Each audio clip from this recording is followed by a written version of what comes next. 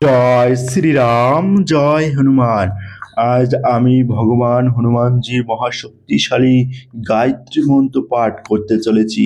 এই মন্ত্র পাঠ করলে আপনাদের অর্থ সম্পদ আসবে, নানা রকম দুর্দশা দুঃখ দূর হবে। তাই হনুমানজির ভক্ত হয়ে থাকলে তোমরা অবশ্যই মন দিয়ে শ্রবণ করুন এই মন্ত্র। তাহলে আপনাদের জীবনে আর কোনো সমস্যা আসবে না।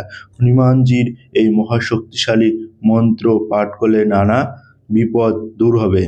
ওম নমো হনুমতে রুদ্রবতরায় সর্বশত্রু সংহারণায় সর্বরোগ হরায় সর্ববশীকরণায় রামদূতায় সাহা।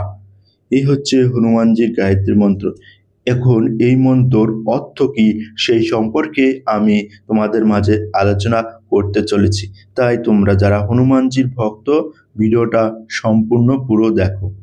এই অর্থ হচ্ছে, হে হনুমান, তুমি রুদ্র রূপধারী, সর্বশত্রুকে সংহার করো, সব রোগ দূর করো, সবাইকে বশীভূত করো এবং রামের দূত হও, তোমায় প্রণাম।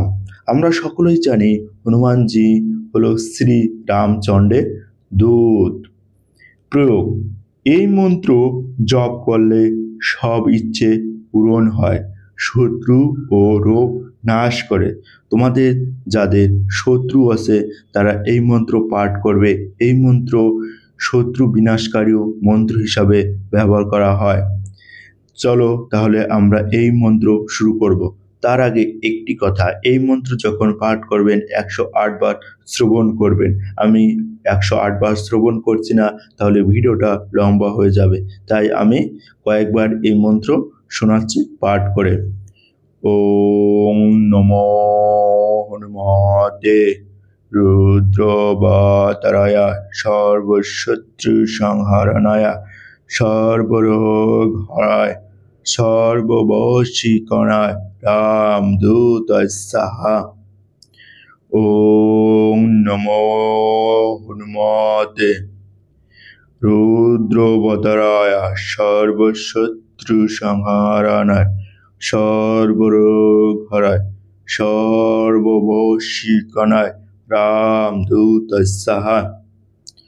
ওম নমো হনুমতে রুদ্রবতরায় সর্বশত্রু সংহারণায় সর্বরোগ হরায় সর্ববশীকরণায় রামদূতায় সাহা। ওম নমো হনুমতে রুদ্রবতরায় সর্বশত্রু সংহারণায় সর্বরোগ হরায় সর্ববশীকরণায় রামদূতায় সাহা।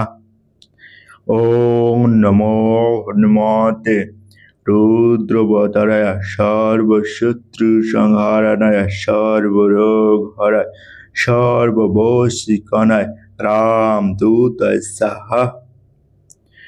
ওম নমো হনুমতে রুদ্রবতরায় সর্বশত্রু সংহারণায় সর্বরোগ হরায় সর্ববশীকরণায় রামদূতায় সাহা। ওম নমো হনুমতে রুদ্রবতরায় সর্বশত্রু সংহারণায় সর্বরোগ হরায় সর্ববশীকরণায় রামদূতায় সাহা।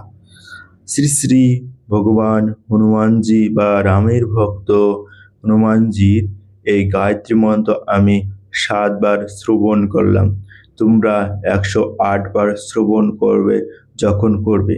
আর এই মন্ত্র যখন পাঠ করবে তোমরা তোমাদের শুদ্ধ বস্ত্র পরিধান করবে। তার সাথে তোমরা হাত মুখ ভালো করে পরিষ্কার করে নিয়ে একটা আসন গ্রহণ করে এবং হনুমানজির একটা ছবি বা ফটো সামনে রেখে এই মন্ত্র পাঠ করবে। অবশ্যই এই মন্ত্র পাঠ করার আগে তোমাদের ভালো করে সেই স্থানটাও পরিষ্কার করে নিতে হবে যাতে কোনো নোংরা না থাকে।